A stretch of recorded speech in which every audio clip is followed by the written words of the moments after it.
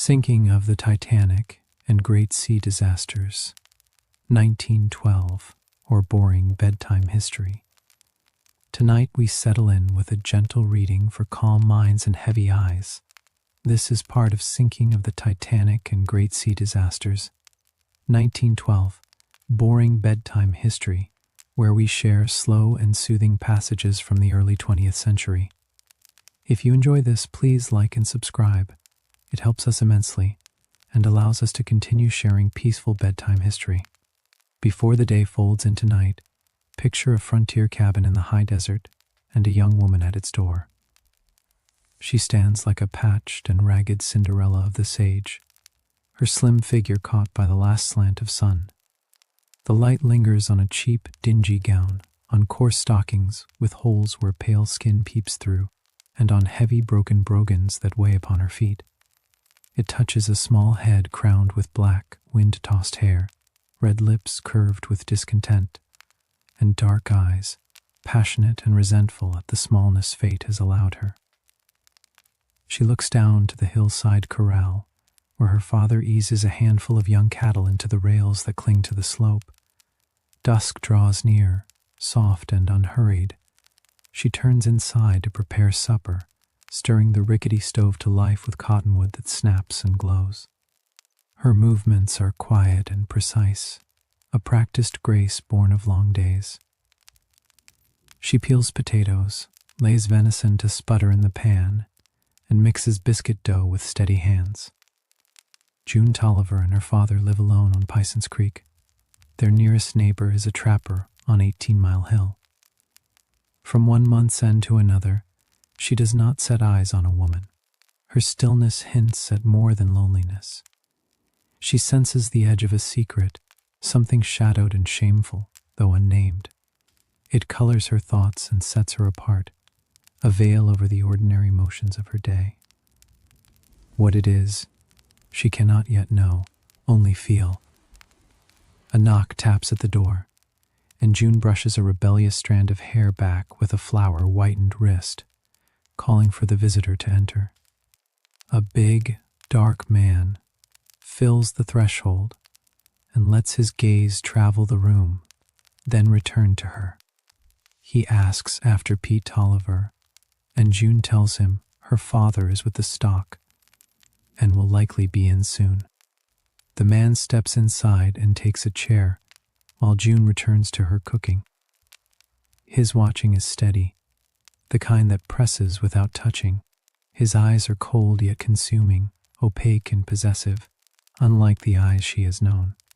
Heat rises to her cheeks as she moves between table and stove, glancing at the venison as it spits and sings. She lifts a resentful look to him, but it does not blunt his boldness.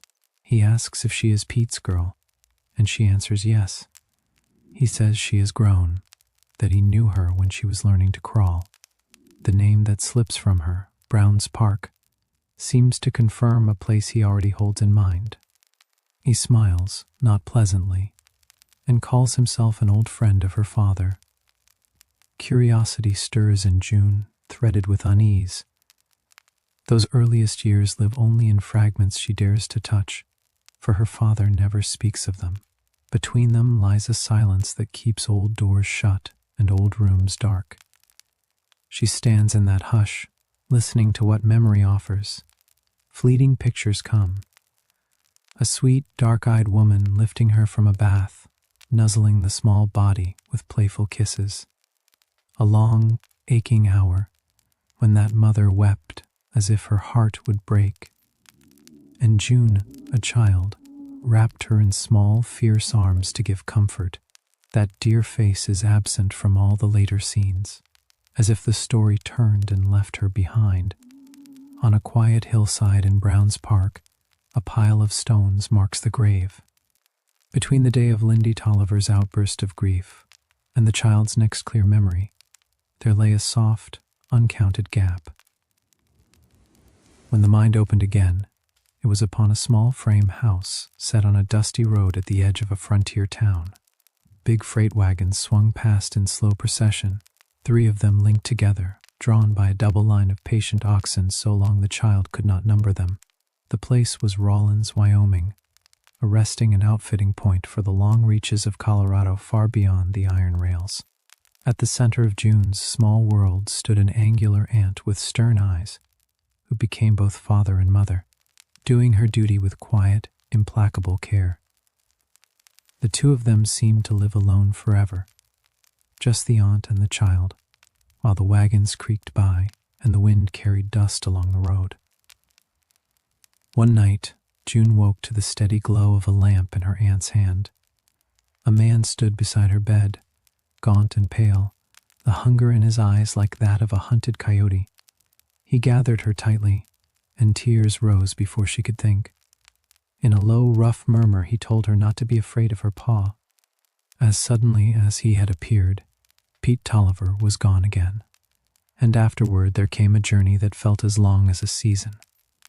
She rode with a freight outfit for days upon days, in the care of a bullwhacker whose kindness she remembered, along with the way his words snapped like little whips at his slow oxen.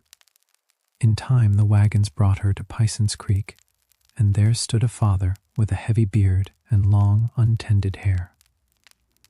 They had lived there ever since, the child growing into the young woman who stood now in a quiet kitchen. When a shadow moved beyond the window, June wondered if this tall, broad stranger belonged to her father's hidden past. A faint thread of unease tugged at her thoughts, like a small wind along the cottonwoods. The latch lifted, and Pete Tolliver came in.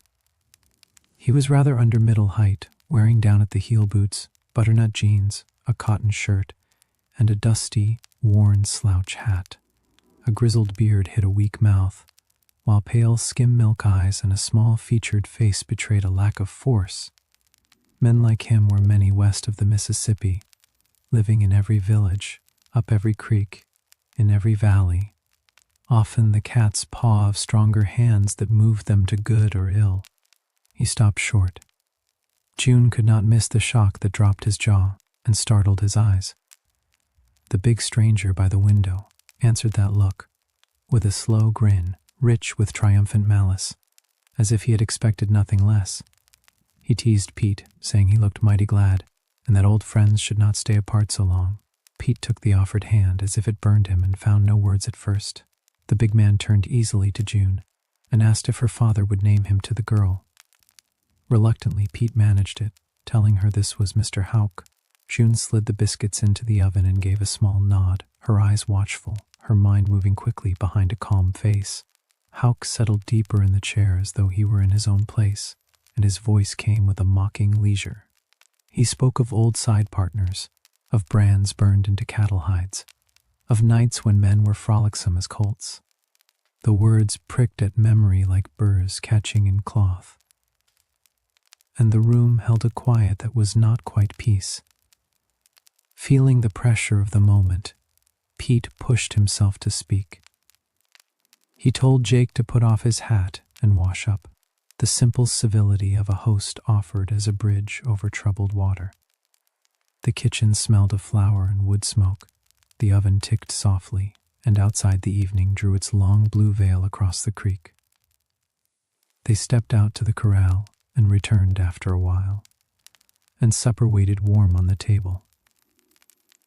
June sat by the stove and moved quietly, tending to coffee, hot biscuits, venison, and a fresh dish of gravy.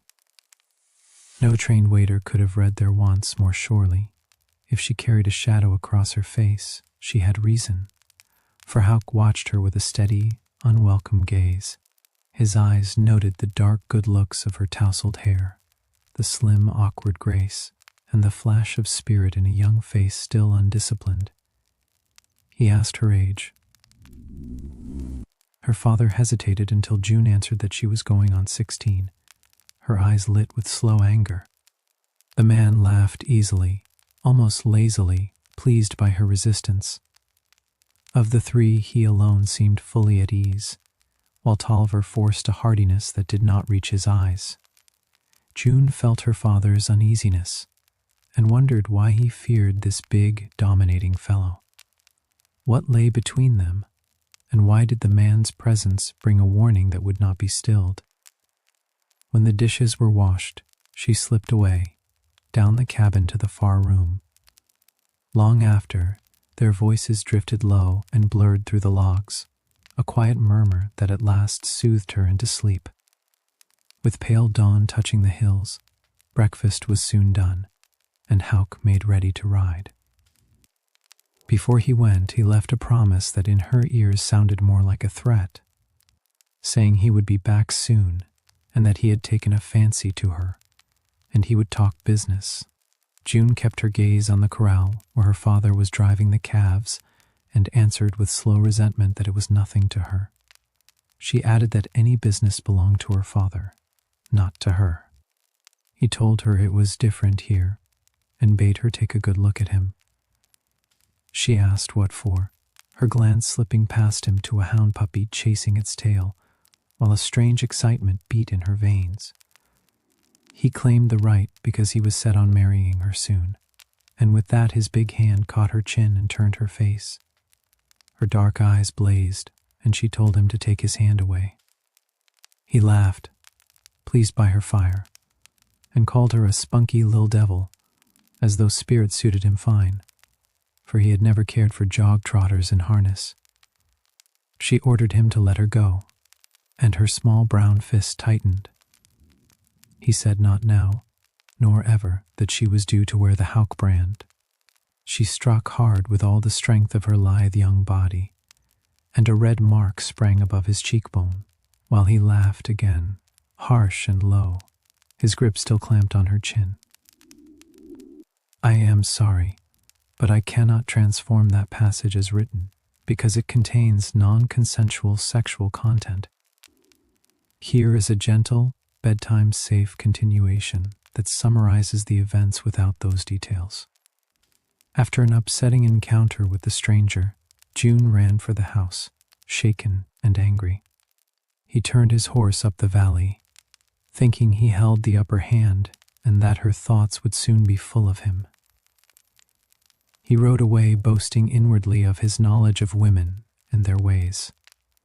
The valley settled back into its quiet. June was not given to tears. Pioneer blood ran strong, yet her young spirit felt deeply wronged. She lay face down on her bed, hands clenched, a lump in her throat. Wild and free as the hills, she had not yet been schooled by the world. Beneath anger and offended pride stirred a shadow of dread, still formless. Who was this stranger who strode into her days as if master? She promised herself she would show him his place, and how foolish his claims were. Yet as she made the vow, she saw again his straddling stride, the fleering face, the intrepid eyes, and the square-cut jaw. He seemed stronger than she, and he did not appear to be held back by scruples. June knew she would fight with all the savagery of her courage, yet a chill premonition of failure drifted across her heart. After a time, the storm within her quieted to a steady ache. Soft evening light gathered across the hills. Later she went out to the stable where Tolliver was riveting a broken tug. It was like him that tools, harness, and machinery were worn or fractured. He seldom brought a plow in from winter storms or mended a roof leak until the need grew insistent. Yet he was not lazy, only a man who had never learned to order his affairs with any firm system. June asked who the man was. Tolliver looked up, mildly surprised and disturbed by the imperative note in her voice, and told her his name was Jake Houck. He added in an apologetic way that Jake was a cowman, bigoty and full of himself. June kept her own counsel, yet in her heart she judged him the most hateful man she had ever seen. Tolliver raised thin straw-colored eyebrows, sensing more than she chose to say. She would fight her own battles, and he let the matter rest. At last the rancher admitted in his slow way that Houck was a sure enough tough-foot. The wind moved in the dry grass, and the day turned toward evening. June asked her father when he had known the man, and he allowed that they had ridden together long ago up around Rawlins, that-a-way. He said he might have known him in Brown's Park too, since punchers drift around a heap, At the mention that the fellow Houck claimed to know him there, her father flashed a quick, uncertain look toward her, then turned the talk to dinner and his powerful hunger. The meaning was plain enough, and the trail of questions ended there. June let it rest.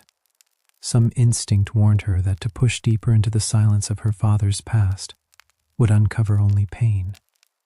Between them, it was long understood that they would keep to themselves, with little traffic among neighbors. Only now and then would Pete drive to Meeker, Glenwood Springs, or Bearcat to sell furs and buy supplies, then vanish again into the quiet of the hills. Her thoughts had grown in that solitude. The hidden story of her father had become a steady weight, an obsession shaping the days. Close contact with dishonor hardened some, but it made her more tender and quick to feel. The sense of being less than others had been marked on her like a brand. She could still see the village girls giggling at the shapeless sacks she had stitched for dresses. She felt herself uncouth and awkward, a thin black thing, ugly as sin. It had never come to her that she held rare promise, that a day would arrive when she would blossom like a cactus flower in a waste of sand. The thought slept in her as a bud sleeps before dawn. After dinner, she went down to the creek and followed the path along its singing edge. A buck sprang from the grass and went crashing through the brush, leaving the smell of wild sage behind. This was a big game country, where settlers lived much on venison through fall and winter. She had killed many a blacktail, an elk or two, and more than one bear, for with a rifle she was a crack shot, but today she was not hunting. She moved steadily along the winding water until she came to a bend. Beyond it, a fishing rod lay across the path, as if forgotten by a lazy hand. On a flat rock nearby, a boy was stretched face up, studying the blue sky that had not a cloud to mar it. The calm of the place folded around them both. He was a red-headed, stringy lad between 18 and 19. His hands were laced behind his head, and he waggled a foot in greeting without trouble to rise. June sat down beside him, drew her feet beneath her skirt, and clasped her knees with interlaced fingers. Moodily she watched the creek curl and whiten around the rocks. Bob Dylan had a way of being silent that did not break companionship. They could sit for long minutes and be content with only the sigh of water and the faint rustle of grass. Oddly enough, they were not old friends, for they had met only 3 weeks before. He was flunkying for a telephone outfit that was pushing a line to Bearcat. At last she spoke, her voice low and even. "A man stayed at the house last night."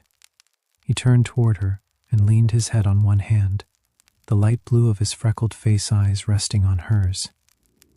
The hush of the creek kept their words gentle, as if the hills themselves were listening. Presently she added, with a flare of surging anger, that she hated him. He asked why. Blood burned beneath the tan of her brown cheeks.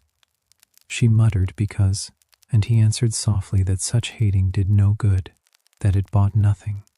She swung upon him abruptly and asked if he did not hate the men at the camp when they knocked him around. He said there was no use in that he ducked out of the way next time. 2 savage little demons glared at him out of her dark eyes. Had he any sand in his yore craw? Did he aim to let folks run on him all his life? For she would fight them if it was the last thing she ever did. He told her it was different here, that he would get his block knocked off about twice a week. She did not see him in any scraps where he had no look in, and he would rather let them boot him a few, he added with a rough philosophy. She frowned at him in puzzled wonderment and said he was right queer. If she were a man, the thought began, then failed on her lips. She was not a man. The limits of her sex encompassed her. In Jake Houck's arms she had been no more than an infant. He would crush her resistance, whether of body or of mind, and fling at her the cruel, jeering laughter of one who could win, without even exerting his strength. She told herself she would never marry him, never in the world. But a chill dread drenched her heart. Young Dylan was sensitive to such shadows, and his eyes, fixed on her face, read something of her fears. He asked who the man was. She answered that his name was Jake Houck, that she had never seen him till last night, and that her father had known him when he was young. Dylan asked what was the matter with Houck, and why she did not like him. She said that if he could see him, see the way he looked at her, he would know, as if she were something he owned and meant to tame. He said gently that a cat may look at a king, that the man could not harm her. She flamed back that he could, and asked how Dylan knew he could not. He asked how the fellow could come to that, then added that he did not say he could. Looked at in cold blood, through the eyes of another, the near panic that had seized her earlier did seem foolish. But she did not have to like him, and she told Dylan the man had acted hateful. He asked how she meant hateful. A wave of color swept through her cheeks to the brown throat. How could she tell him that there was something in the man's look that stripped her bare, something in his coarse laugh that made her feel unclean, or that the fellow had brushed aside the pride and dignity that fenced her and ravished kisses from her lips while he mocked? She could not have put such feeling into words if she had tried, and she had no intention of trying. Mean, she said at last, a low-down, mean bully. The freckled boy watched her with a curious interest. She made no pull of sex upon him, and he made none upon her. The first thing that had moved him in the child was the friendlessness back of her Spitfire defense. She knew no women, no other girls. The conditions of life kept her aloof from the ones she met casually once or twice a year. She suspected their laughter, their whispers about the wild girl on Piceance Creek. Pride taught her to ignore them, yet that pride was sharpened by a sense of inferiority. June had read books, and the words in them had widened the world before her, even as they deepened the ache within. She felt the coarse clothes she made were ugly, her living conditions squalid, and behind these externals lay the shame of hiding from the world because of the secret. Bob did not know all of it, but he guessed some. His own experience was slight, yet he sensed that this wild child of the hills might be headed for a turbulent, perhaps tragic path. She was very much a creature of impulse, and she drank thirstily every word he told about the world beyond the ridges that hemmed them in. He had known her frank and grateful, dreamy and shy, defiant, and then, once, a sudden little fury who rushed into eager repentance when she found no offense had been meant. He had seen her bubble with laughter at the capers of a chipmunk. He had looked into her dark eyes when they burned like hill fires through mist, kindled by the sunset light held in the crotch of the range. Bob said that Mr. Tolliver would not let this Houck bully her. She answered that she was not afraid. But June knew there would be small comfort in the thought of her father's protection. She sensed that he would be a burden rather than a help if trouble came with Jake Houck. Bob wished there was something he could do, though he could not see what. June said she was not worrying, that she would show Houck when he came back, for she was as big as he behind a gun.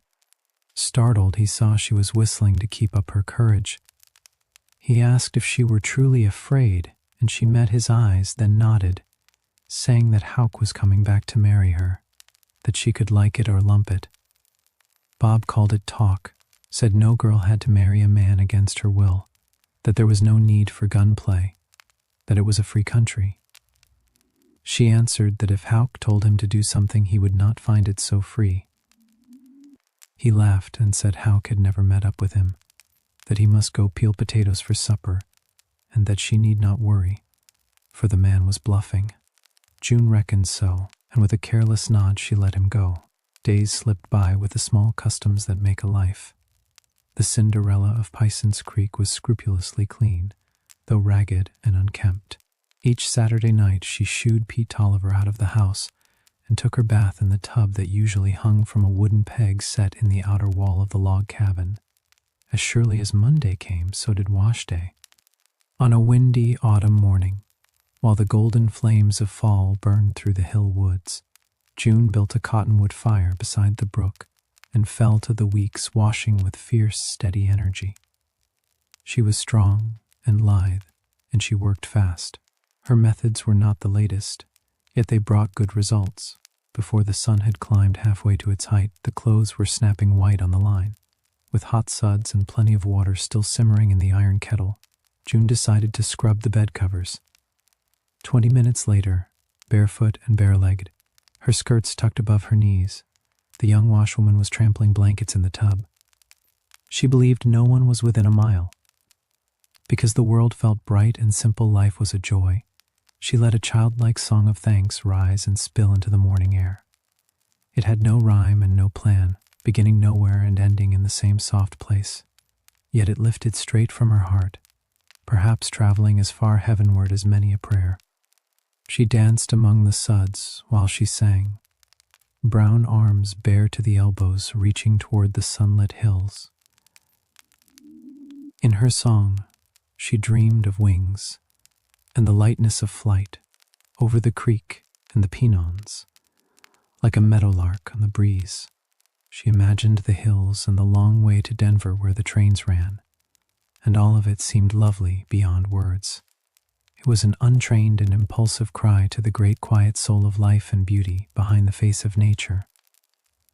No human eye or ear was meant to share that little burst of joy.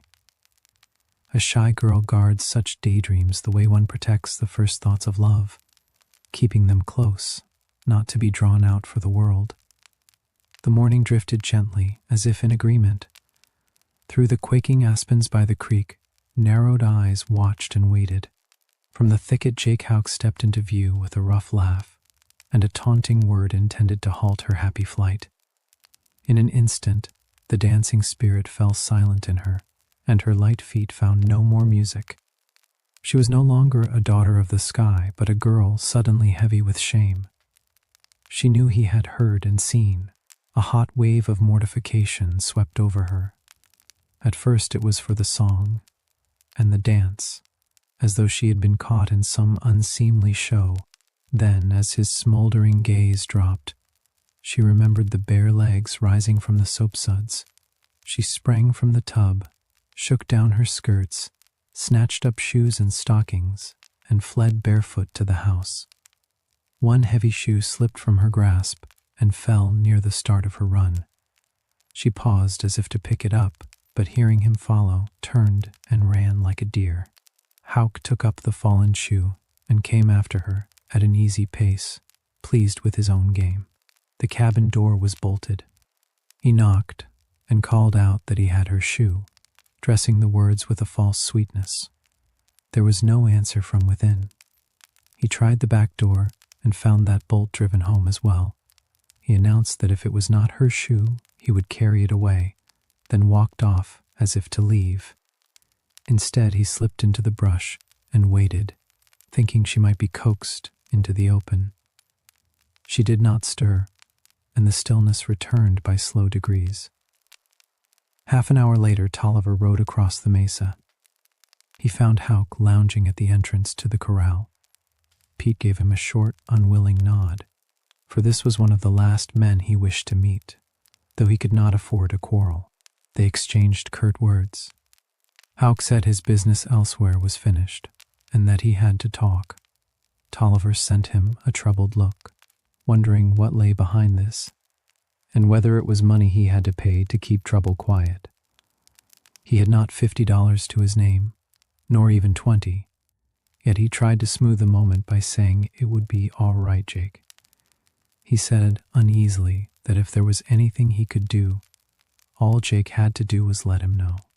Houck laughed, low and derisive, teasing him about being glad to see him and eager to talk over old times.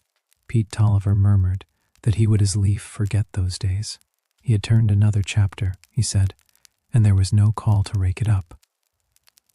The big man grinned and told him it was up to Pete, while he himself aimed to be reasonable. He was not turning off on his friends, only wanting to be sure they were truly his friends. Then he fixed his cold eyes on Pete and said he had taken a fancy to June and meant to marry her. The gaze held Pete's wavering stare, and the room seemed to grow smaller. Pete faltered that Jake was old enough to be her father. Jake answered that may be so, but he was only 42 and could still whip his weight in wildcats, and if there was a better man he would like to meet him. The father's heart sank, for he knew Houck, knew the man would have what he wanted by hook or by crook. He could even tell what the next move would be. He pleaded that June was only a girl, not thinking about marriage, and that in a year or two perhaps. Cut that short and said he was talking about now, this very week. Pete wriggled like a trout on a hook and asked what June herself had said. Had Jake spoken to her? Houck said he had, and that she would like it fine once she grew used to the thought, and he asked Pete to use his influence. Pete wet his lips and said he could not do that a girl had to make up her own mind, that June was too young and needed time. Houck said no, now, right away, the word thrown down like an oath. The trapper's voice went plaintive, almost a whine, as he reminded Jake that she would still need time to get used to it. Houck answered that she could get used to it after they were married. Pete said he wanted to do right by his little June, and that surely Jake wanted the same, that neither of them would do her a meanness. But Houck insisted harshly that he was going to marry her. He added that when a girl lost her mother, she lost her best friend, and that it was up to her PA to see she got a square deal. Pete's voice quavered that no man could make up to her for that loss. A sound like a snarl came from Houck's throat as he demanded if Pete meant that his girl was too good for him, and if that was where he was drifting. The older man begged him not to be angry. Times were different now, he said, and he did not want June mixed up with those Browns Park days and all that went with them. Houck asked if he was meaning him. Pete hurried to say that his words were being twisted, that he was not speaking against him, only telling why he felt as he did. He began to explain that, since he had bumped into that accident in the park, but Houck's ill-natured laugh cut him off, jangling without a hint of mirth. Then Houck jeered, asking what accident he was talking about. A slow hush settled, and outside the night moved softly along the eaves. In the stillness of the yard, Tolliver tried to explain about the trouble that had marked his past. Houck cut in sharply, telling how, when James Stewart caught him rustling, there had been a killing and prison followed. Tolliver gripped his sleeve and urged quiet, reminding him that June knew nothing. Houck nodded, hard eyes gloating over the rancher's distress. He added that June did not know about the jailbreak at Cannon City, and how a whisper to the sheriff could drag him back. Tolliver said softly that he should not speak so loud, confessing he had never told her. Her mother had died because of it, and he could not bring himself to make June bear it too. He had hoped that far off, under another name, he would probably never be found. Houck called him Pete Purdy, and the rancher begged him not to use that name. With a thin smile, Houck said that nobody knew he was here but himself, that most had forgotten, and that it could be made safe enough. Tolliver pleaded that Houck would not betray him, reminding him they had both been in the rustling, that meeting James had been bad luck, and that he had not begun the shooting. Houck said he was not likely to give away his own father-in-law. The narrow, hard eyes pinned the wavering ones of the troubled man, and Tolliver understood the warning. There was only one way to seal those lips, and it was a way he could not bear to choose. He was a weak father, unable to show the deep feeling that rose within him. Yet June was his whole world. He grieved over the loneliness their life forced upon her, and longed for the best for her.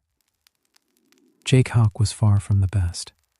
He had walked rough and evil trails since boyhood, hard and callous, and time had not softened him. June came to the cabin door and called. Tolliver asked what she wanted, and she said the big man had her shoe and she wanted it. Pete glanced at the brogan jutting from Houck's pocket, but the visitor answered first that he would take it to her. His stride carried him to the doorway with easy boldness. He said it was her shoe after all. June demanded that he give it back. Teasing, he told her to say please, and she flashed to anger, calling him the meanest man she had ever met. The air trembled with a small hush after her words. He told her she was the prettiest bare-legged dancer on the creek. June stamped the one shoe she wore and asked if he was going to hand over the brogan.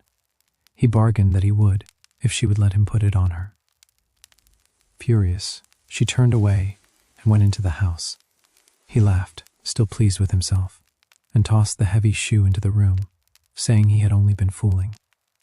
June snatched up the brogan, bent and fastened it with quick fingers. Though unwelcome, Houck remained at the Piceance cabin nearly 2 weeks. His wooing was one of the strangest ever known. Day by day, the little valley held a quiet tension that lay over their evenings like a veil. He fleered at June, taunted her, rode over her pride and sense of decorum, beat down the defenses she set up, and filled her heart with apprehension. It was impossible to gain an advantage over his stolid strength and peccadermis insensibility. The air in the little cabin seemed to hush and listen as each day pressed forward. The trapper sweated blood. He neither liked nor trusted his guest, yet he was bound hand and foot by circumstance. He must sit and watch the fellow moving to his end, see the gains he made day by day, and offer no effective protest. For at a word Houck could send him back to the penitentiary and leave June alone in a world foreign to her life. Pete knew that the cowman was winning the campaign. The bold assumption that he was an accepted suitor of June was beginning to find its footing, in fact. The truth could be read in the hunted eyes of the child. She still fought, but the battle leaned away from her. Perhaps this was the best way out of a bad situation, Tolliver found himself thinking. In his rough way, Houck was fond of June, and even a blind man could see that. Though he was a wolf, there were moments when his eyes were tender for her. He would provide well for a wife, and if his little Cinderella could bring herself to like him, there was a chance that love might follow. Jake had always held a knack for fascinating women. He could be very attractive when he wished. On a happy morning not long since, June had sung of her wings. She was a meadow lark swooping over the hills to freedom, her throat alive with joy. Sometimes Pete, too, thought of her as a bird, but through long hours of anguished brooding he had come to know she was a fledgling with broken wings. The penalty for the father's sins had fallen upon the child. All her life she must be hampered by the environment his wrongdoing had built around them. So the days drifted on, and the wind at the eave seemed to whisper of old debts and quiet sorrow. Since the beginning of the world, masterful men have drawn to themselves the eyes and thoughts of women. June was no exception. Among the hours when she hated Houck were growing moments of naive wonder and admiration. She was primitive, elemental, and her heart did not always obey her pride. A little tingle of delight ran through her to know that this strong man wanted her and would fight to win what his heart craved. After all, he was her first lover. The admission stirred her and frightened her, and she moved through the days with a cautious grace. Night brought uneasy dreams, and mornings of shy resolve. A queer shame distressed the girl at the memory of his kisses, for through anger and chagrin and wounded pride had come the first direct sense of what desire meant. Her alarmed innocence tried to push this from her. Without scruple, Houck used all the weapons at hand, and there came a day when he skirted the edges of a secret that lay between them. She asked him calmly what he meant, what it was he claimed to know about her father. He could see that the eyes of June were not so bold as her words. They flinched from his even as she stood her ground. He told her to ask her father. She pressed him to say what she should ask. She said she would not believe anything he told her about her father, who was not like him and who was good. He replied that belief did not matter, only the asking. Let her ask whether her father had ever known a man called Pete Purdy, who Jasper Stewart was, and where her father had lived while she was staying with her aunt at Rawlins. She answered that she was not afraid, and that she would do it at once. Houck was sprawled on a bench in front of the cabin. He grinned with lazy assurance. His manner was an exasperating challenge that hung in the sunlit stillness. Evidently, he did not believe she would. June turned and walked to the stable. The heavy brogans weighed down the lightness of her step. The shapeless clothes hid the grace of her slim figure, yet there was a quiet vitality in the way she moved. Tolliver was mending the broken teeth of a hay rake, and the work was going badly. June came straight to the point and asked whether he had ever known a man named Pete Purdy. At that, the jaw of the rancher sagged, for the blow he had long expected had come. His thoughts were stunned, searching for a way out and finding none. At last he faltered that yes, he had known him. She asked who the man had been. He said the fellow was a cowpuncher, as he recalled. Then she asked about Jasper Stewart. With this, there was no longer any escaping an explanation.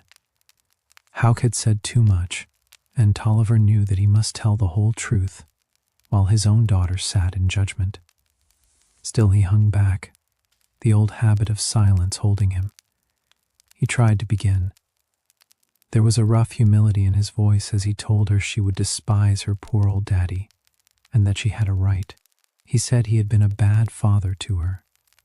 She waited with dread in her eyes, and he tried again. Perhaps he had best start at the beginning. He said he had never had people to boast of, for father and mother had died when he was a little grasshopper. He was farmed about from place to place, as one might say. Then he came west and got to punching cows. It seemed he fell in with a wild crowd, and they rustled now and then. In those days, there were many sleepers and mavericks on the range. He allowed that they used a running iron when they were not sure whose calf it was. June could see he was trying to make the best of it, and her heart hardened. She looked past the silent plea in his eyes. She said that he meant he stole cattle, and asked if that was true. He admitted it. Their crowd picked up calves that belonged to the big outfits like the Diamond Slash. They drove them up to Brown's Park and later across the line to Wyoming or Utah. She asked whether Jake Houck had been one of them. He hesitated, and she pressed for the truth, saying that Jake would not protect him. Then he acknowledged that Jake was one of the crowd, and that he had met him soon after coming to Colorado. She asked about Purdy. He explained that this was the name he had been passing under. He had once worked back in Missouri for a man of that name, and folks began to call him Pete Purdy, so he let it stand. His father's name had been Tolliver, which he took again after the trouble. She asked what trouble. It came after he was married, he said. He had met her mother at Rawlins. She was working in the railroad restaurant, waiting on table. For a couple of years they lived there, and he wished with all his heart they had never left. But Jake persuaded Lindy that he ought to take up land, so they moved back to the park, and he preempted. Everything was all right at first. June was born, and they were happy. Then Jake kept pressing him to go in with him and do some cattle running on the quiet. There was good money in it, and her mother was sick and needed to go to Denver. Jake advanced the money, and of course he had to work with him to pay it back. He felt driven to it, and paused to mop his sweating face with a bandana, for Tolliver was not enjoying the telling. Softly, June asked what the trouble had been. He said a man named Jas Stewart was a stock detective sent by the Cattlemen Association to find out who was doing the rustling in Brown's Park. The park was a kind of place where they holed up, with timbered gulches where cattle could be drifted in and hidden. There was also the hole in the wall. When she wondered if Stewart had found out, he went on that the man was smart and overbearing, too much so for his own good. Some of the boys warned him he might get dry-gulched if he did not ride back the way he came. But Jas was obstinate, and he had sand in his craw. One day he got word of a drive they were making. He and his deputies laid in wait. There was shooting, and his horse was killed. The others escaped, but they caught him.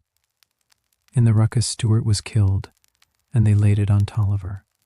Maybe he had done it, for he was shooting like the rest, he said in a voice rough with regret. Anyhow, he was convicted and given 20 years in the penitentiary. June repeated the words to herself, 20 years, as if they were heavy stones. 3 or 4 years later, there was a jailbreak. He reached the hills and made his getaway. Traveling by night, he came to Rawlins. From there, he came down with a freight outfit, and he had been here ever since. He stopped then, and the story ran out like a creek in sand. Silence settled between them. June looked at the slouchy little man with the weak mouth and skim milk, lost dog eyes. He was so plainly wretched, so clearly the victim rather than the maker of his misfortunes, that her generous heart warmed to him. With a quick rush, she gathered him into her arms. They wept together, his head held tight against her young bosom. It was the first time she had ever known him to break down, and she mothered him. Women have from the beginning of time. She crooned that he was her poor daddy, that she knew how it had been, and that Jake Houck was to blame. Jake had led him into it and left him to bear the blame. Tolliver murmured that he was thinking of her, not himself. He said he feared he had ruined her life, shutting her off from meeting decent folks as other girls did, giving her no chance. June soothed him and told him not to worry about her. What they had to think about was how to keep it from getting out who he was. If it were not for that big bully up at the house, she began, then fell silent. She stopped, unable to see a way through. Whenever she thought of Houck, her mind came to an impasse. For a while they simply breathed together, letting the quiet calm their aching hearts. Outside, the hush of the land deepened, steady and sure. Every road of escape he tried was blocked by the jeering face of the man with the jutting jaw set in hard resolve. It did not seem that Jake would throw him down that way, he mourned. He had never done the man a wrong. He had kept his mouth shut when they took him, and would not tell who had been in with him. That was one reason they had soaked him with so long a sentence. They were after Jake and pressed him to turn witness for the state and take a short term. Of course he could not do that. The thought weighed on him like a stone.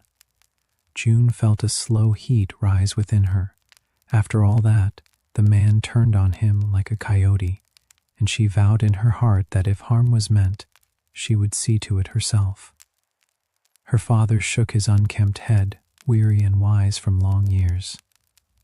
"A man cannot do wrong to get out of a hole," he said gently. And if Jake was mean enough to give him up, he would have to stand the gaff. June would not have it, her eyes bright with a steady fire. She set her jaw with quiet resolve and held to it. The wind moved softly through the cottonwoods, and the day went on. Meanwhile, inside the big chuck tent of the construction camp, the cook was busy forking steak to tin plates and ladling potatoes into deep dishes. Bob Dylan moved along the long table under the canvas top, setting cups and pouring clear brown coffee. When the places were set, he stepped into the sunshine and beat the triangle with brisk strokes. From every tent the men poured, quick and eager, like seeds from a squeezed lemon. They jostled good-naturedly at the flap and settled to eating with swift appetites. Straw boss, woodwalkers, and ground men, all were hungry, and the cook and his helper were kept moving without a pause. Voices called for more potatoes and more biscuits, and Bob answered cheerfully as he hurried fresh dishes along. After the first rush, the boss came in at an easy pace with a guest, and they took seats at the end of the table. A line man called for beans, and the flunky promised them on the way with a grin.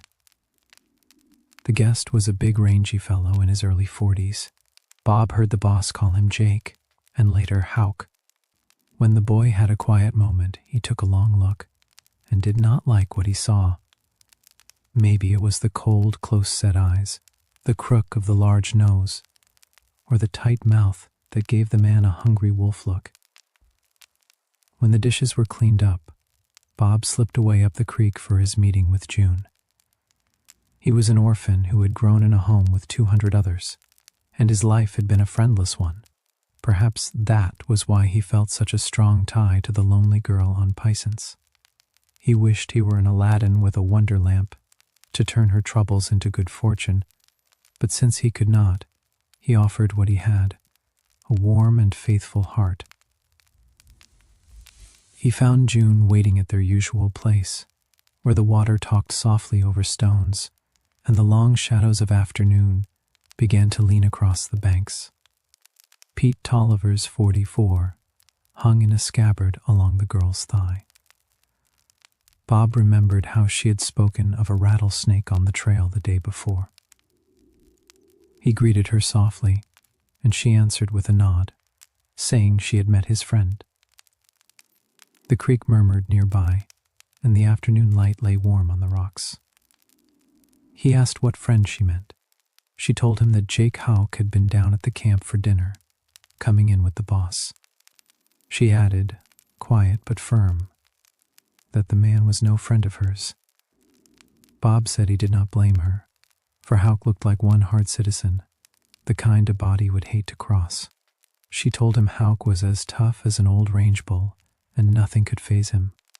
When he asked if she still hated the man, she answered more than ever, most of the time, yet Houck only laughed and was bound and determined to marry her whether or not, and that he would too. Bob looked at her, surprised, for she had never come so near to admitting this before. June lay on a warm, flat rock, idly tracing in the dust with a broken stick. Bob told her that Houck would not succeed if she did not want him to. She gave him a steady look and asked if he was sure. With the quiet scorn of wider experience, she told him he knew very little about it. He asked how Houck could force it if she and Mr. Tolliver did not want him to. She said the man just would. Bob told her that did not sound reasonable, that Houck had her buffaloed, and that if she made up her mind not to have him, the matter would end. She answered that she had not said she had made up her mind not to have him, only that she hated him. He said a woman would not marry a fellow she hated. She flared and asked how he knew so much about it. Bob answered that he used what brains he had, that women did not do things like that, and that there would be no sense in it. She said she would probably do it, and then he would know she had not a lick of sense, and her voice fell into sullen quiet. Bob told her she certainly beat his time. Still puzzled, he had heard her say more mean things about Houck than everyone else together, and now she talked of marrying him. He asked why and what her reason might be. She looked up with morose eyes that met his, and told nothing but a dogged intention to keep her own counsel. The boy was no fool, and the thought moved through him like a slow shadow. He knew the lonely life she and her father led. Many men had drifted into that country, 3 jumps ahead of the law, and it was not good form to ask where anyone had come from, unless it was offered. Perhaps Jake Houck held something over Tolliver, and used it to force June toward a marriage she did not want. Otherwise, there was no need for her to marry, for it was a free land and a wide sky. If fear for Tolliver weighed on her, it might be pushing her along a path she dreaded. Bob urged her gently not to do it, saying that Houck did not look good to him. His feeling rose, and his voice lifted without his meaning it to. Just then a man came round the bend of the creek, the grin on his face thin and unpleasant. He fixed his gaze on Dylan and spoke with a mocking ease, saying it was too bad he did not look good to the boy, and that if told what was wrong, he would make himself over. Bob stood there, struck dumb, and the water kept on whispering past the stones.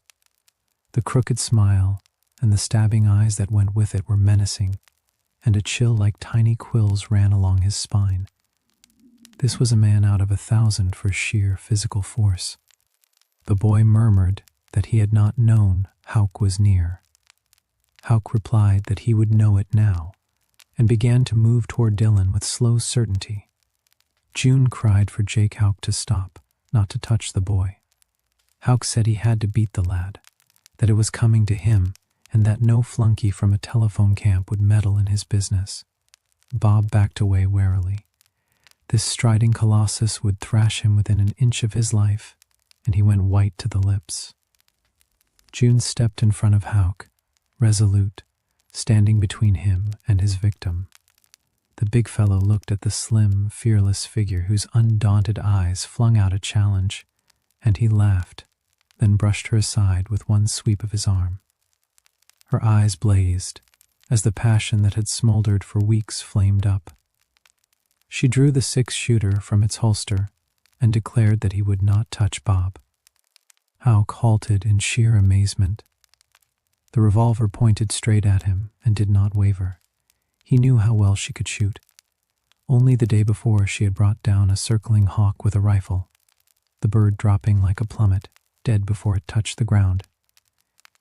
As his gaze took in the pantherish ferocity of her tense pose, he understood that she was keyed for tragedy, ready to defend the boy even if it meant a killing. Yet fear did not touch him. He laughed, half in admiration and half in scorn, and told her she might well be wild enough to do it.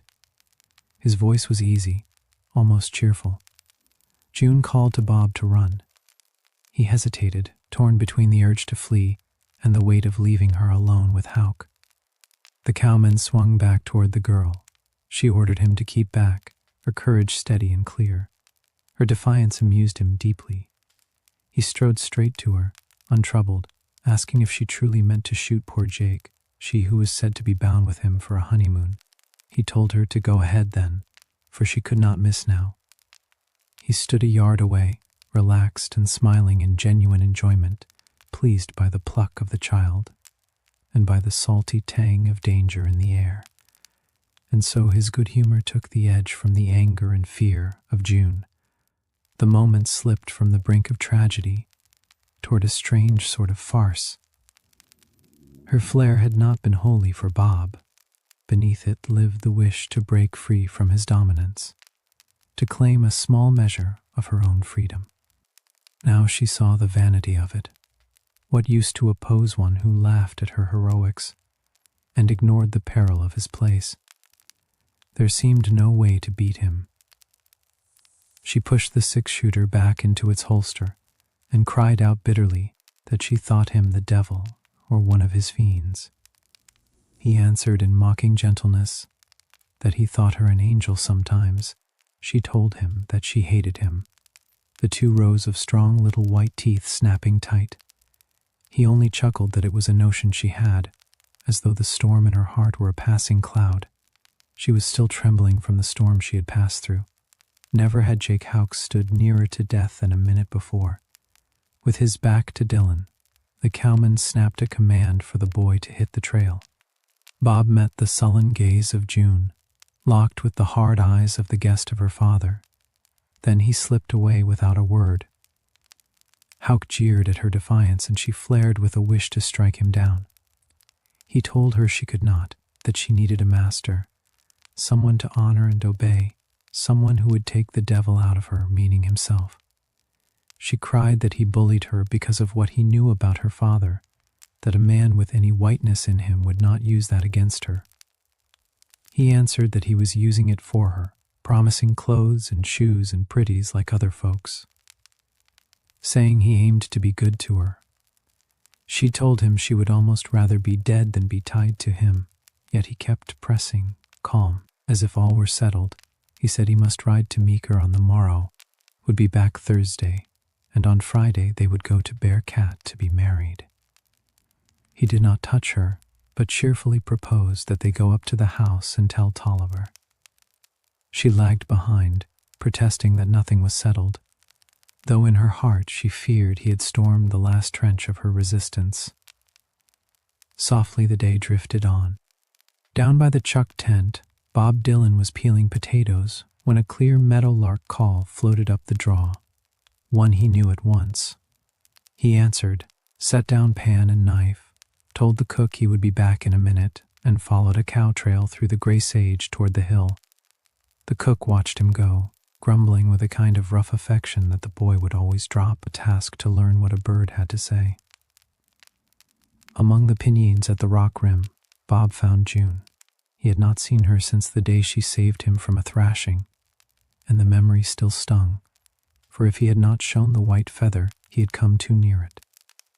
He greeted her quietly, eyes at first uncertain, then meeting hers and seeing the trouble there.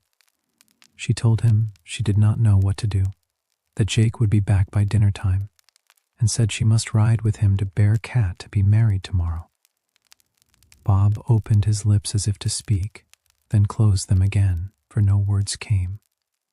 The quiet of the rim held them for a long moment. A hawk drifted past, and the world seemed to wait. He remembered how he had counseled her to boldness before, and failed at the pinch. What advice could he give? How could he comfort his friend? He asked if she had any folks she could go to, someone who would tell Houck where to head in at. She shook her head. Her father was all she had. He asked if her father would help. She said he would, but she could not ask him. She had to pretend she would as lief marry Jake. He asked why. She could not tell him, but that was how it was. He asked if she still hated Houck. Pas, she said, except sometimes, and did not explain. It did not matter, she added softly. When he came back, she had to do as he said. June broke down and began to weep. The tender heart of the boy melted within him. He begged her not to cry and promised they would find a way. Little partner, they surely would. She asked how. She saw no way except to marry Jake. He suggested she could run away and work. She asked who would give her work and where she could go, that he would not find her. Practical details stumped him. Her objections were sound. With her inexperience, she could not face the world alone. He tried again, gentler now, like a hand smoothing a rumpled blanket. Let us see, he said softly. You have friends somewhere that you could hide for a while. Not a friend, she murmured in a small, forlorn voice. We do not make friends. You have one, he answered stoutly. Maybe he does not amount to much. He broke off, struck by an idea. He told her she could run off with him.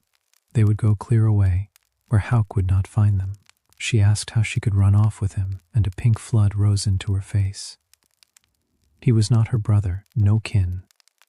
He frowned at the ground and nudged a tuft of moss with his toe to help him think. Again, an idea came. They could get married. She stared at him, speechless. He began to dress the proposal with shy arguments. He was a humble youth who had played only a trifling part in life, but his imagination soared at the thought of rescuing a maiden in distress. He was a dreamer of dreams, and in them he filled heroic roles. June was practical. She asked what he wanted to marry her for. He came to earth with a thud only he could feel. He did not want to marry her, at least not until the moment before. If he could have named the reason, it would have been that her isolation and helplessness called to the same loneness in himself and to a youthful chivalry. We, good pals, ain't we, was the best he could offer. Yes, she said, but you do not. You do not. Beneath the tan of her dark cheeks, the blood flowed again. It was as hard for her to speak of love as for him. She felt the same shy, uneasy embarrassment, as if the subject were not fit for talk. His freckled face burned to match hers. You do not have to be that way, he said slowly. If you like each other, and if it seems the best thing to do, then. She drew back and shook her head. I could not leave Dad, she said. He told her she would have to leave him if she married Jake Houck. That brought her to another aspect of the situation. A hush drifted down like evening light as they let the thoughts settle between them. She weighed the question softly in her heart. If she ran away with Bob and married him, what would Houck do about her father? A calm instinct told her he would not punish Tolliver if she slipped away without his knowledge. The man was ruthless, yet not needlessly cruel. When she asked what they would do and where they would go afterward, Bob only spread a hand to the wide horizon, speaking of Denver, or Cheyenne, or Salt Lake, and he said he would find work without trouble. At first she thought of it in a plain, practical way, as a plan that might work. But even as she did, her blood began to move quicker. She would escape Houck, and that was the deep advantage. Beyond that, she would see the world, meet people, and perhaps ride a train for the first time. She remembered the stories Bob had told, of colored men cooking and serving meals while the train rushed along 40 miles an hour, and of beds pulled down from the roof so travelers slept in little rooms, as if they were at home. She would see all the lovely things he had described.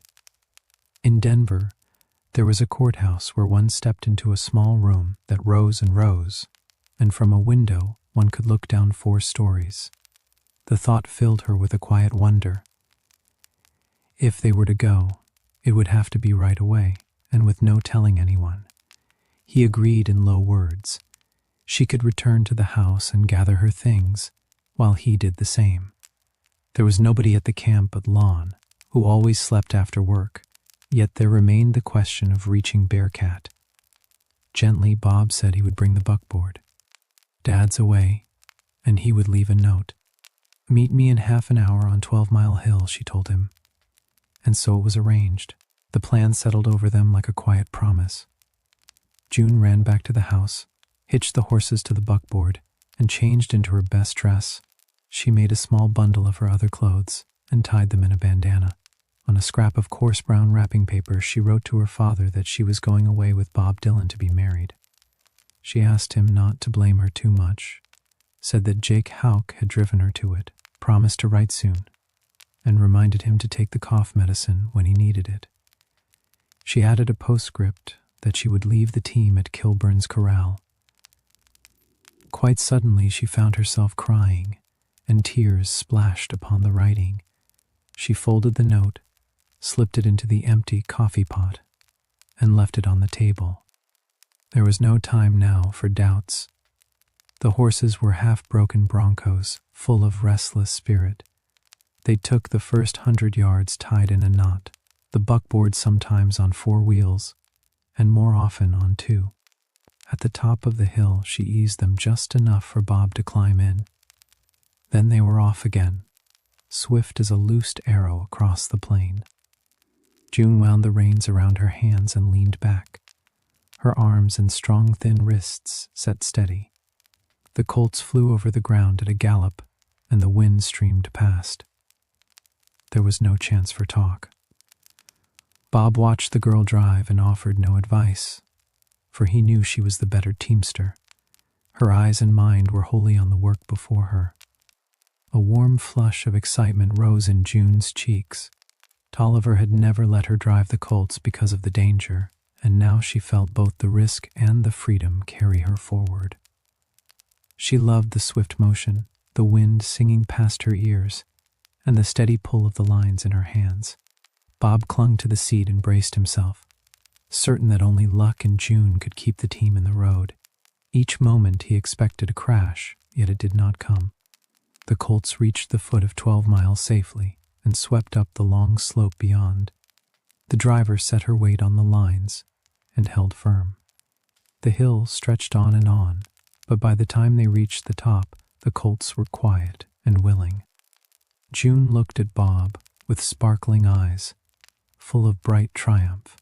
He nodded, though his heart had been thudding with fear rather than joy. Still, he felt that reluctant admiration which courage always draws from the timid. What manner of girl could brush so near to danger and take delight in the ride? At the edge of town, they changed places at the gentle suggestion of June, and Bob drove in with careful hands. Mid-afternoon sunlight lay warm as he tied the horses to the rack in front of the larger of the two general stores. He asked June to wait while he arranged their business, and then return with word. Though he knew little of the steps of marriage, he trusted that a justice of the peace would guide him. So he wandered down the street, hopeful and a little unsure. The town dust shimmered, and the day felt lazily long. Soon a half-dozen cowpunchers, eager for amusement, drifted his way.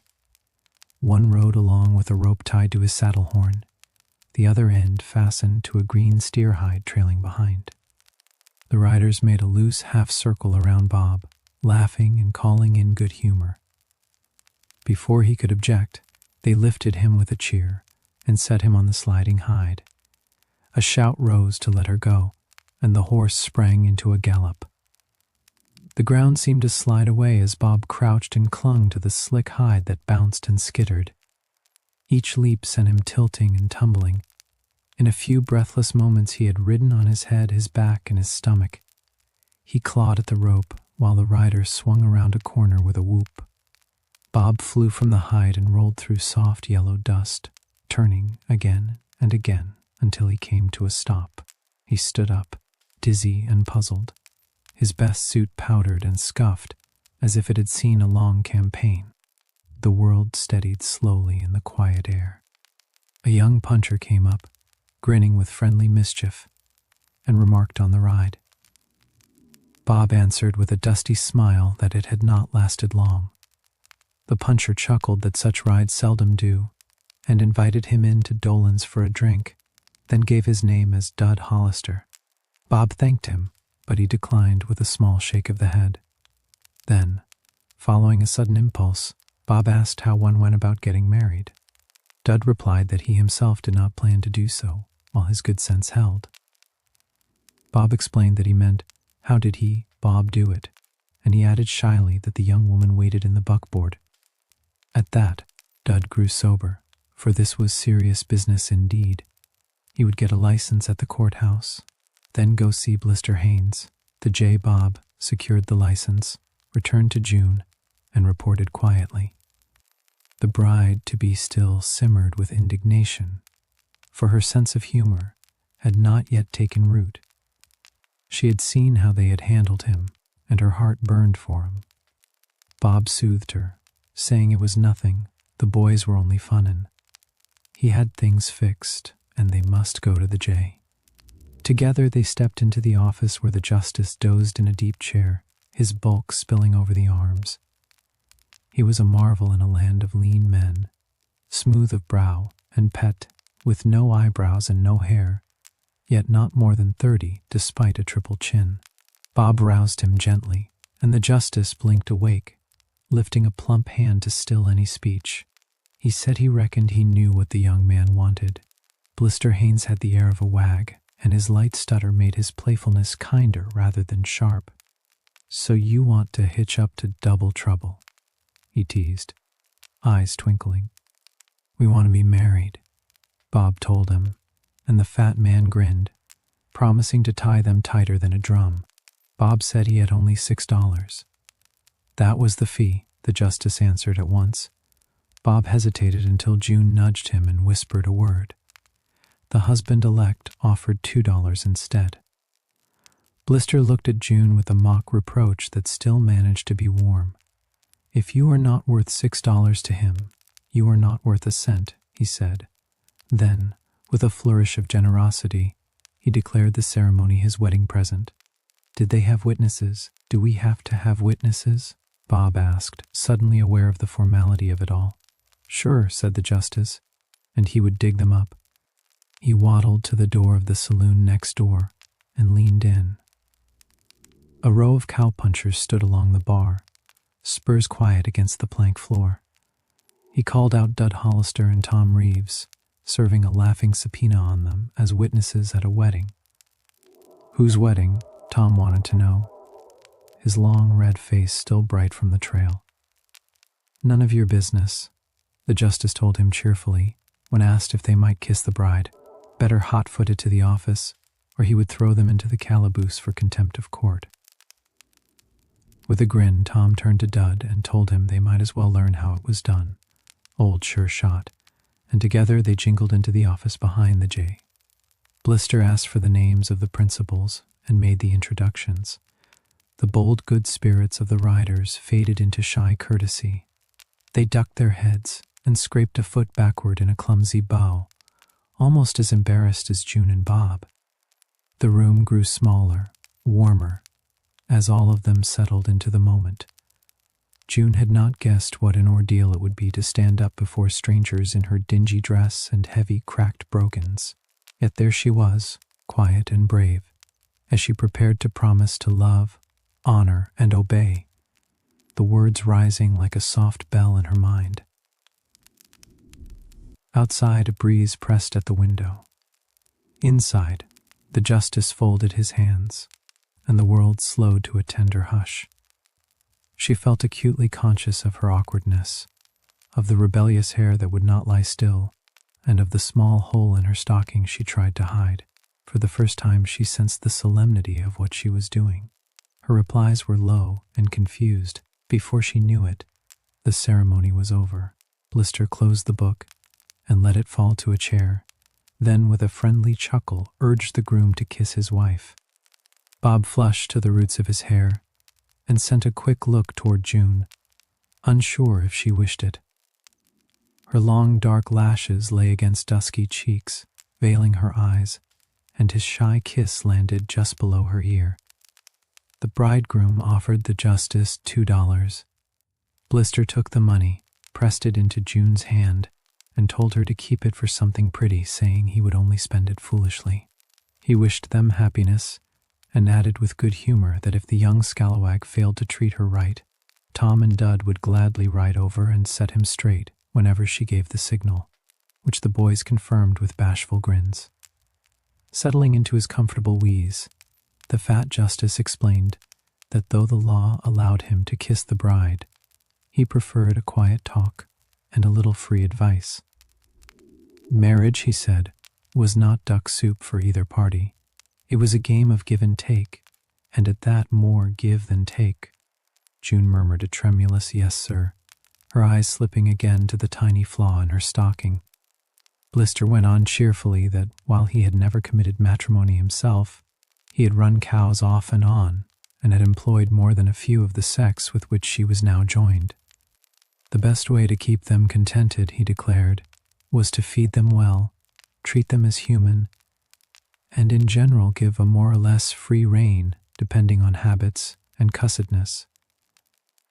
If that did not suit a puncher, he continued, he would hand the man his hat and bid him so long, saying they were not consanguineously constructed to ride the same range, and with no hard feeling the fellow might jog on to another outfit and hear adios without tears. But a husband could not be dismissed so easily, so he recommended good grub, 75 smiles per day, and that same more or less free rein. June whispered, yes, sir, again, but this time her honest gaze lifted and met his steady. Then the justice turned his attention to the groom. He told Bob to remember that the road he had chosen would not be an easy one to travel. A tenderfoot had asked him the other day what sort of road led to Stinking Creek. He recalled, and he had told the man it was a good road.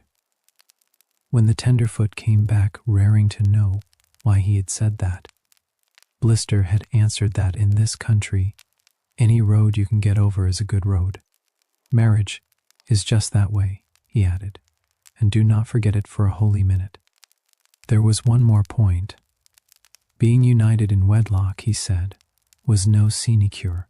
Reeves, puzzled and earnest, wanted to know what kind of sin that was, and Dud Hollister grinned in warm admiration.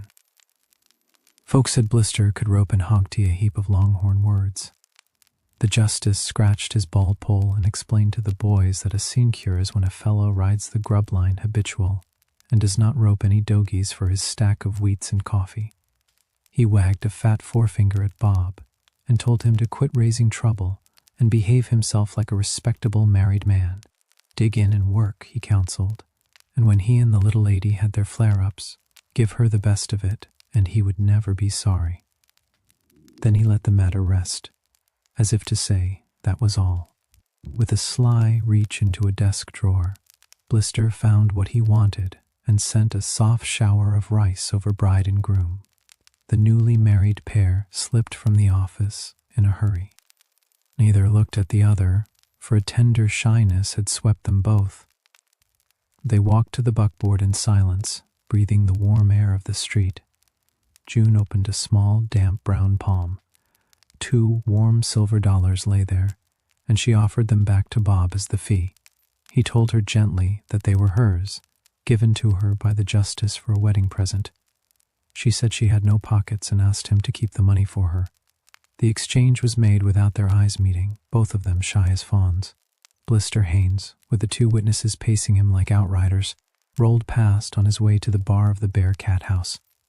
His throat felt dry, and he planned to ease it, for he always marked a wedding with a few drinks, and any excuse served him well. He lifted a hand in a friendly wave toward the pair. Bob raised his own in answer, thinking that he had not taken 3 drinks in all his life, yet he felt he might like one now to steady his nerves. Practical worries pressed in on him. What was he to do with June, and where could he take her for the night? After that, what then? He had not enough money for stage fare to get them away, and there was no one he could ask for a loan. Even if he found work in Bearcat, they dared not stay, for Houck would likely come rip-raring down from the hills and try to kill him. He would not act as though he were stumped. He managed to smile and told June that they had best take the team to the corral and then find something to eat. He said he was hungry and asked if she was too. She nodded, for even going to a hotel or a restaurant felt like an adventure to her.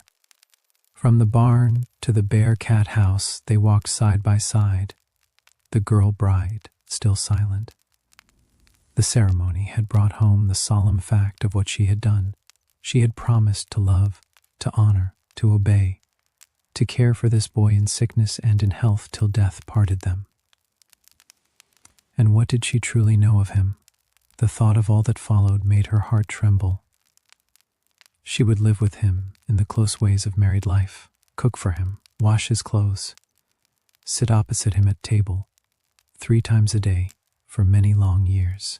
He would be the father of her children, yet she knew so little of him beyond a gentle manner and a friendly way. From under long curving lashes, she stole a shy look. He was her husband, this stranger, and the words sounded both sweet and solemn as they moved on together into the evening. June wondered if she would be able to please him.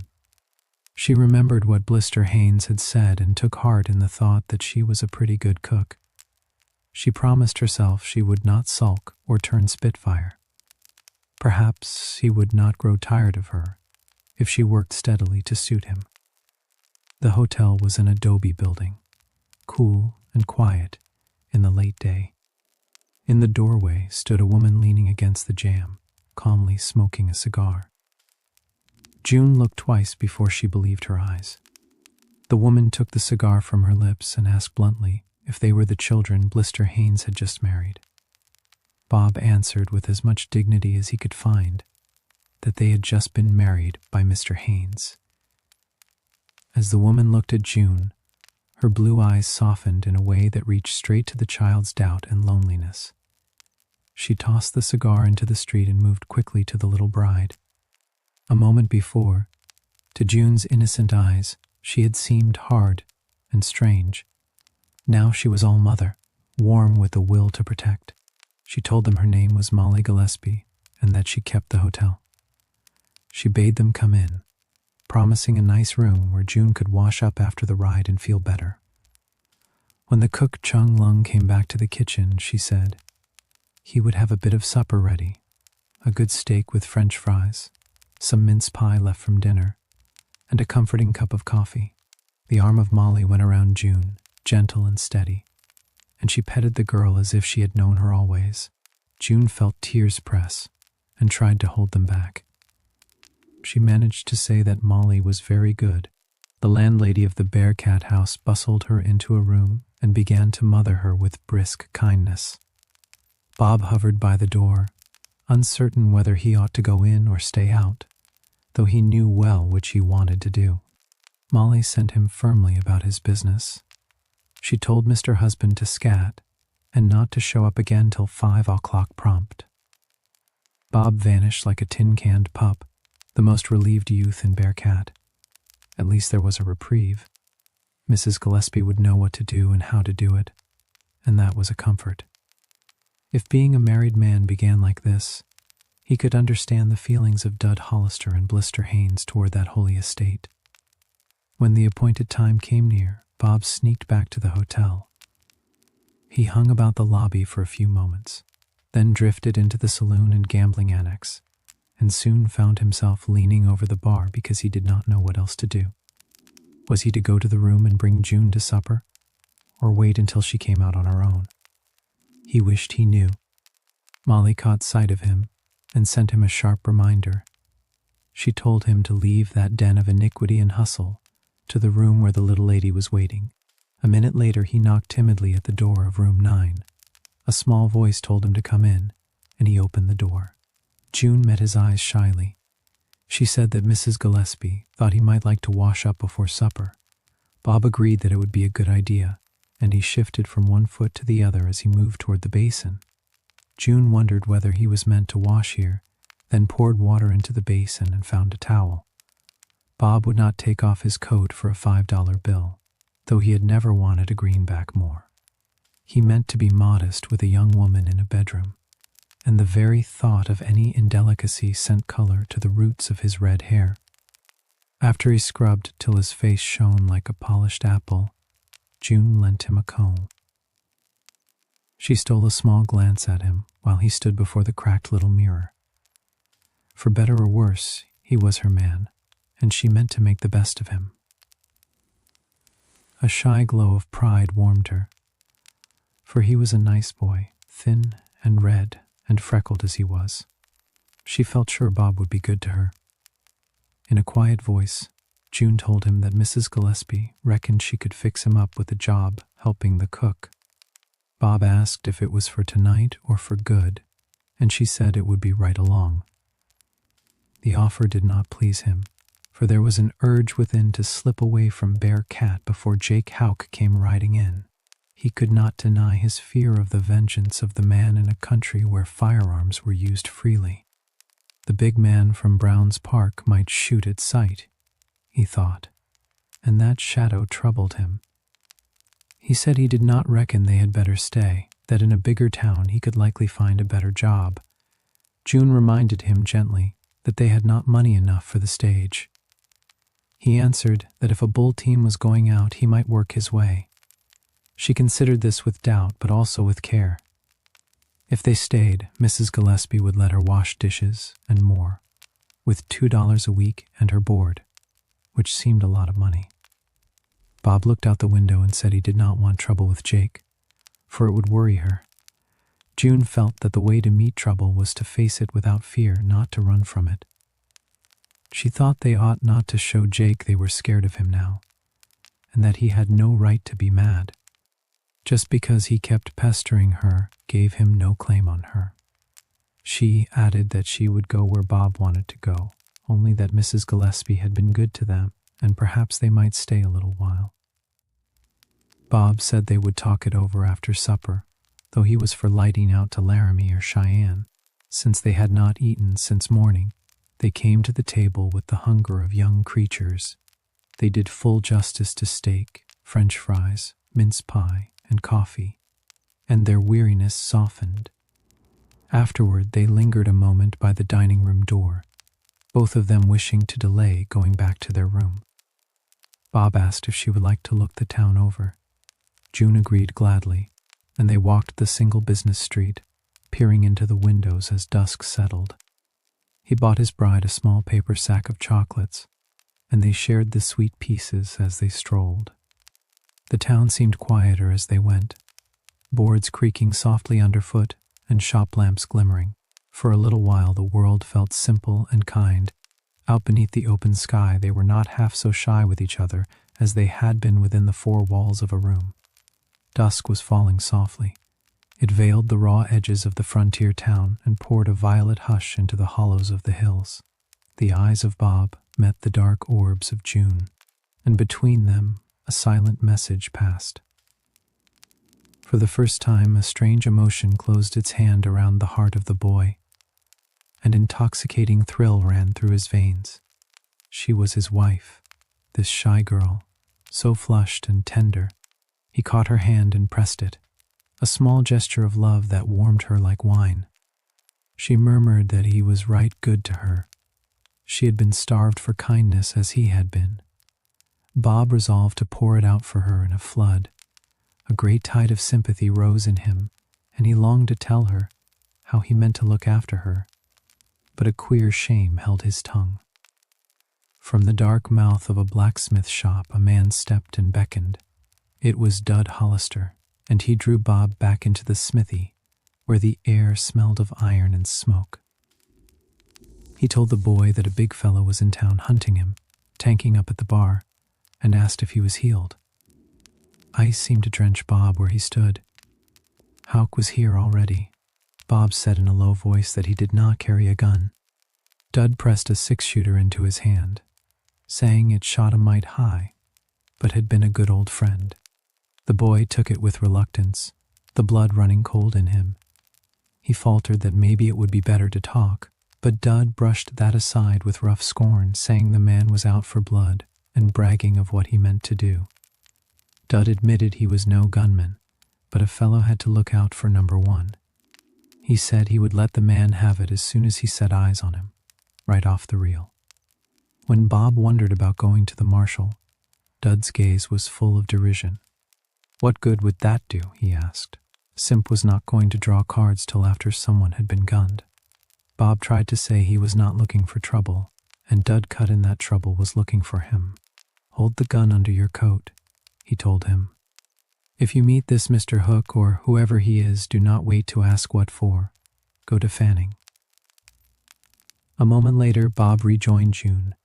His lips were bloodless, and a queer weakness took his knees. She asked quietly what the man had wanted. He told her that Houck was in town, looking for him. Her gaze went to the shape under his coat, sharp and quick. She asked what he was carrying. He said it was a gun, and that Dud had made him take it, saying Houck was telling over at Dolan's what he would do. The fear-filled eyes of the boy met the stricken ones of his bride. She knew now what she had suspected, and would not let herself believe. If it was possible, she must help him avoid a meeting with Houck. She could not have him shamed, for her young pride was fierce. It would not let her mate herself to one who proved a coward at the testing hour. It was necessary to her self-respect that she find a way to save him from disgrace. They decided to head back to the hotel. June planned to have Jake sent for and speak with him downstairs. Bob tried to object softly, fearing Jake might hurt her.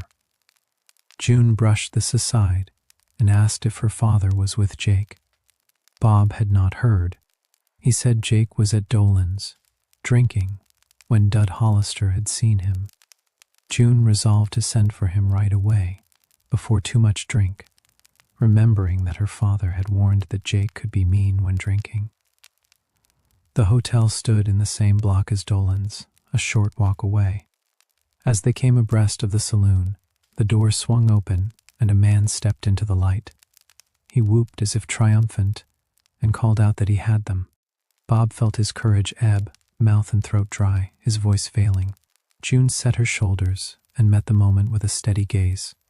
Calm but firm, she told Jake Houck that he had nothing to do with them, for she and Bob were married. The news had already reached him, and his look was dark. Married or single, he said. She was his and would go with him. June answered that her husband would have a word to say about that. Jake mocked her and turned a hard smile on Bob. Bob stammered that they had a right to be married and asked that no trouble be made. Jake laughed. The boy spoke brave. June flamed that Bob was as brave as Jake, though he was no bully. Jake took a slow step toward Bob. Under his coat, the hand of Bob trembled. Jake demanded to know what he carried there. The revolver showed, and Jake only planted his feet, slid his hands into his pockets, and laughed as if the notion pleased him. "Allowing for to kill me," was the drift of his taunt. Bob whispered that he meant no such thing, that he wished to talk reasonable and see bygones made bygones, and that he was not looking for trouble. Jake said he believed that well enough and turned back to June. He claimed it would not be safe to leave her with this desperate soul who carried a six-shooter, and yet said he was not looking for trouble. He announced that he meant to take her with him. June held his eyes, then hers fell as the pressure mounted. She cried out that he always acted like he was God Almighty, and said again that she was married to Bob Dylan. Jake answered that he had not heard Bob object to her going. He added that Tolliver had told him to bring her, and that he would do it. June pleaded with Bob to tell Jake where to get off. Bob gathered himself and said that June was his wife, that she had made her choice, and that this ended it. The former rustler fastened cold eyes on him and held him as if in a vice. "End it," he said, and told Bob to listen. If Bob was any kind of man at all, he had better shoot now. He swore he would take June from him, and that Bob would tell her to go. June protested that Bob would never say such a thing, yet her heart fell, for she feared what a moment of terror might wring from him. The jeering voice pressed on, advising the boy that he would be wise to use the gun, or else crawl into a hole. The lantern light from the saloon flickered, and the street seemed to hold its breath. The big man moved forward, calm and cold, and held out a hand for the gun if Bob would not use it. Bob felt his heart flutter, and he told himself again and again that he would not give it up. Yet his right arm lifted as if it belonged to someone else. The weapon slid from his grip into the hand of Houck, and June let out a low sob of shame and despair. She felt as a swimmer feels when the current takes hold and the deep water rises over the head. Houck told Bob to say he was not good enough for her, and that she should go with him. Bob tried to say no, his voice dry in a throat like cotton. The big man caught his wrist and twisted slowly. Bob cried out with pain. June went white to the lips, but she did not move. It was too late to spare him. He must show the stuff within him, or he must prove himself a weakling. Houck taunted him to stand fast, to send him away to red-hot blazes. He turned the wrist again, and Bob writhed as tiny beads of sweat started upon his forehead. He gasped that he was being killed. The tormentor mocked him, and once more the pain came cruel and steady. At last the boy broke. He begged, he pleaded, and then he gave in with a whisper that he would do anything. The cattleman told him to speak his piece. With eyes on the ground, feeling like a whipped cur, Bob said that she had better go with Houck, that he was no good. A sob caught him, and he covered his face with his hands. Houck laughed, harsh and loud. June, in a small and faraway voice, asked if Bob meant it, if he gave her up. He nodded without looking up. No man can offer his own safety in place of his mate and keep her respect. June looked at him with a sick scorn that turned her faint. She did not waste another word. She turned from him and went with Houck into the gathering dark. The dusk folded around them like a closing curtain. Houck's jeering laugh drifted back to the humiliated boy. Only then did he notice 2 or 3 men watching from the door of the saloon. Ashamed to the depths of his being, he let his head fall. All his life he would be marked, because a stronger hand had stamped the courage out of him, and had walked off with his bride of an hour. In that country of open spaces, a man must have sand. Courage is the base upon which the other virtues are built. It is the measure by which a man is most searchingly judged, and under the quiet sky, that truth felt wide as the plains. Let a man tell the truth, stand by his friend, and fight when trouble is forced upon him, and he will do to ride the river with, in the phrase of the plains. Bob had lost June. She would, of course, never look at him again. To have failed her so miserably cut deep into his pride and self-respect. With her he had lost also the esteem of all those who lived within 50 miles. The story would go out to every ranch and cow camp. Worst of all, he had blown out the dynamic spark within himself that is the source of life and hope. He did not deceive himself. Houck had said he was going to take June to her father, but he had said it with a cynical sneer on his lips. For the girl to be Jake's wife would have been bad enough, but to be his victim without the protection of legality would be infinitely worse, and that was the lot to which June was destined. She had fought, but she could fight no longer. Fate had played her a scurvy trick in the man she had chosen. Another husband, Dud Hollister, for instance, would have battled it out for her to a finish until he had been beaten so badly he could no longer crawl to his feet. If Bob had done that, even though he had been hopelessly overmatched, he would have broken Houck's power over June. All the wild, brave spirit of her would have gone out to her husband in a rush of feeling. The battle would have been won for them both. The thing that had stung her pride and crushed her spirit was that he had not struck a blow for her. His cowardice had driven her to Jake Houck's arms because there was no other place for her to go. Their adventure had ended in tragedy both for her and for him. Bob sank down on a dry goods box and put his twitching face in his hands. He had flung away both his own chance for happiness and hers. So far as he was concerned, he was done for. He could never live down the horrible thing he had done. He had been rather a frail youth with very little confidence in himself. Above all else, he had always admired strength and courage, the qualities in which he was most lacking. He had lived on the defensive, oppressed by a subconscious sense of inferiority. His actions had been conditioned by fear. Life at the charitable institution where he had been sent as a small child fostered this depression of the ego and its subjection to external circumstances. The manager of the home ruled by the rod. Bob had always lived in a sick dread of it. Only within the past few months had he begun to come into his own, a heritage of health and happiness. And now, in the hush after trouble, even that seemed to flicker. Then Dud Hollister came to him out of Dolan's saloon.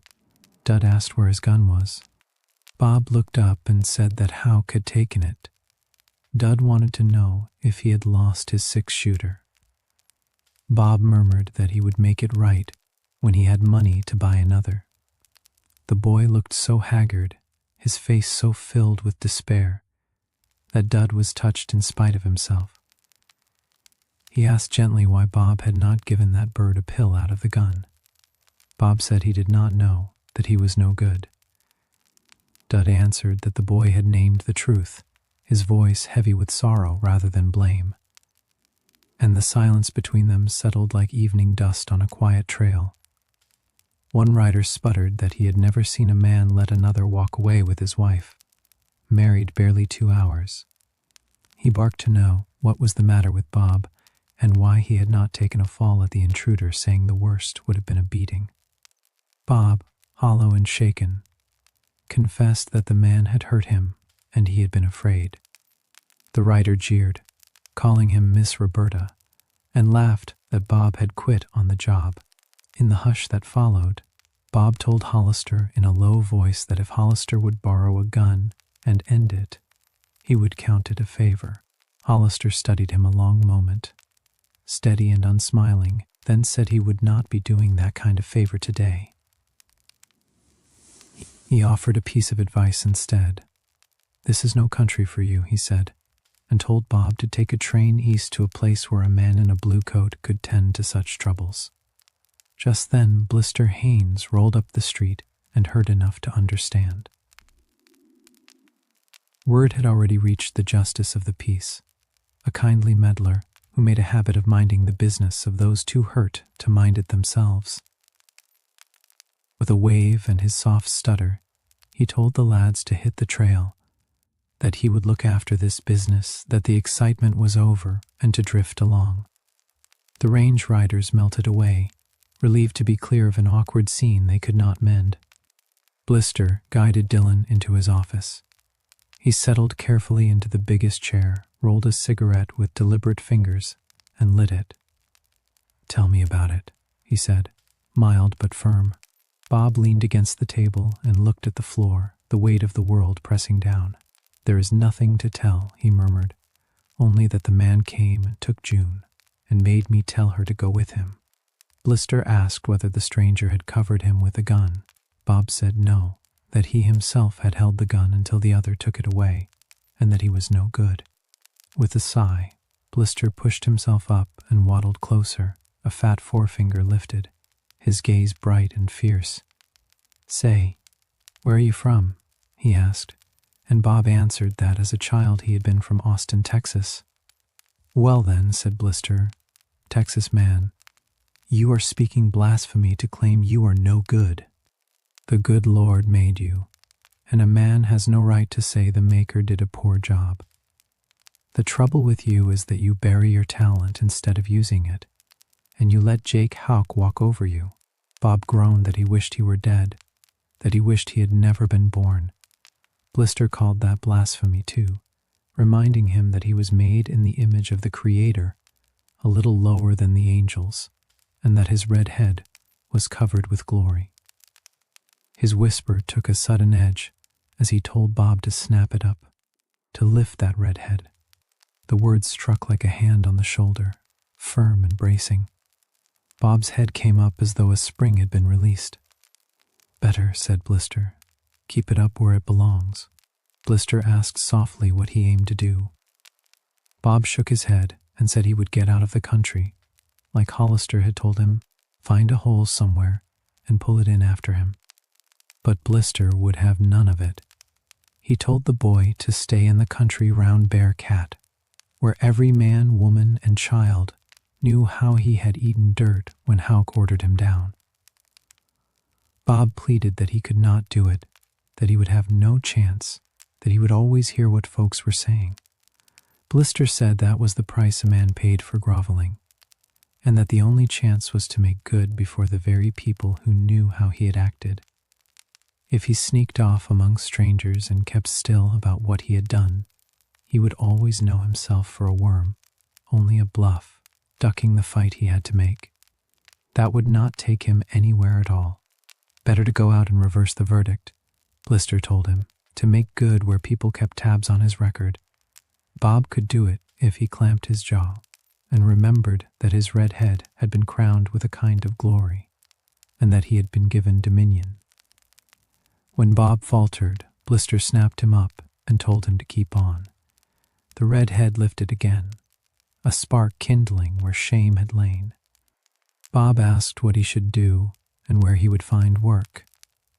"Out on the range," Blister said, "at the K-Bar T or the Keystone or the /Lazy D.